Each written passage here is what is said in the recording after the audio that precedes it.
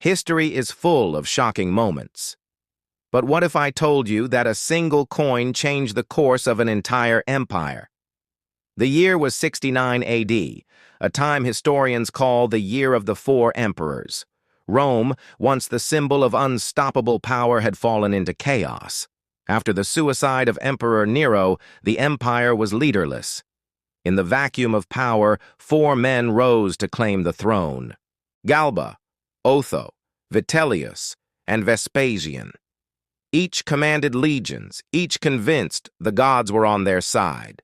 But the empire could only have one ruler.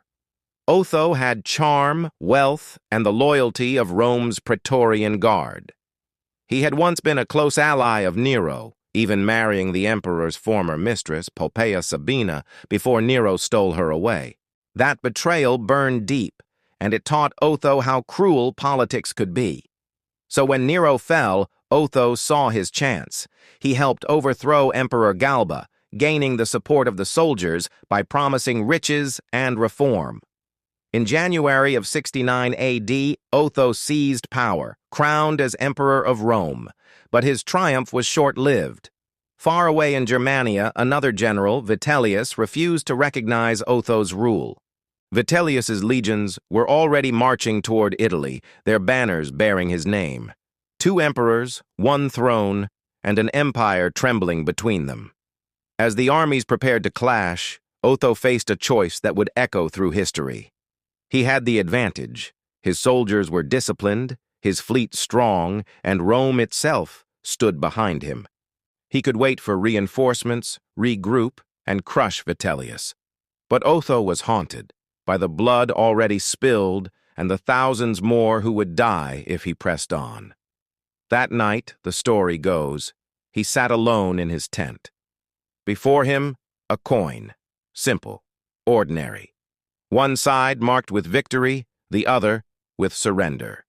He flipped it and watched it spin, glinting in the candlelight. When it landed, his decision was made. The next morning, Otho addressed his men.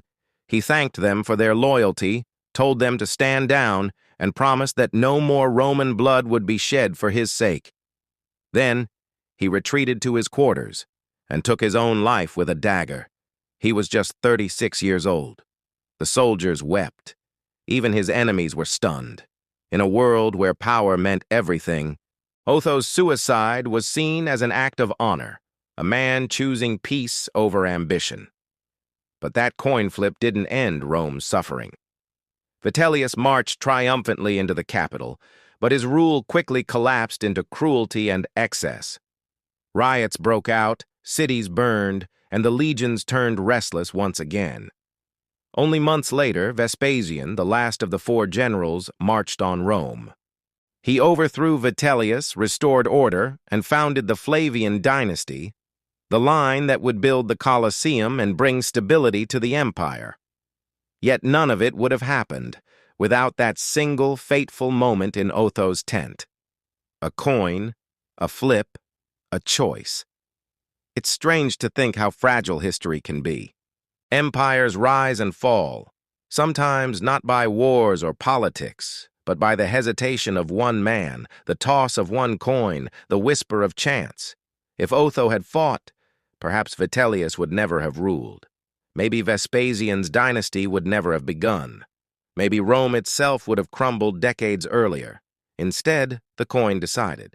So the next time you hold a coin in your hand, remember Otho, the emperor who left his fate to chance, and in doing so, changed the destiny of Rome. History is full of small moments with massive consequences. The question is, when your moment comes, what choice will you make? Like, subscribe, and follow for more fascinating history facts.